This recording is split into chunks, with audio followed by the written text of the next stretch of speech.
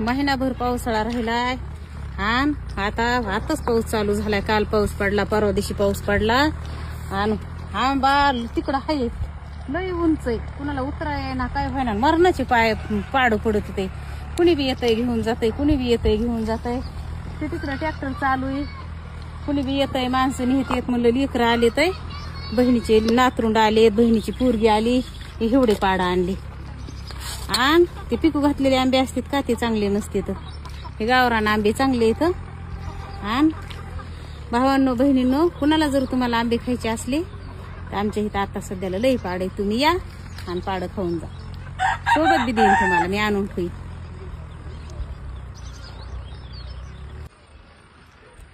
ते तिकडं गेलते, तिथंच बसावं म्हणलं. अजून पाठी भरली असती, पण ह्या कोंबड्या मोकळ्या सोडल्या काय.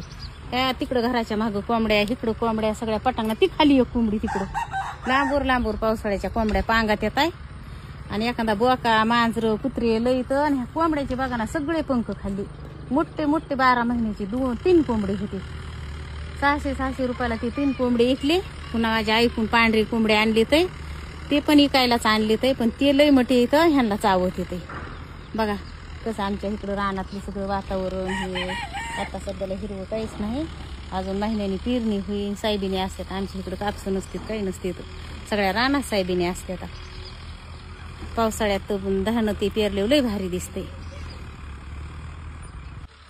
ते लेकरं बाळ पाड खाते ते. आणि पाड खाल्लेली ती शिळी निसते आमची कातड्यावर. घरापाशी घाण घुन वास येत नाही, काही नाही. आणि ते पाड बी आहेत का, त्या पाडाच्या कातड्यावर ती शिळी जगती. आणि त्या कोया आहेत का अशा कुठं बी कान्या कोपऱ्यानी रानाच्या कडीनी लावण्याच्या जागेवर वापाय टाकायच्या. आणि मग त्याला हेवडाली झाडं झाली ना कलम करायची. 4-5 वर्षामध्ये काय होतंय, आंब्याला आंबे येते. चला मी तुम्हाला आमचे मोठाले घरचे आंबे दाखवते.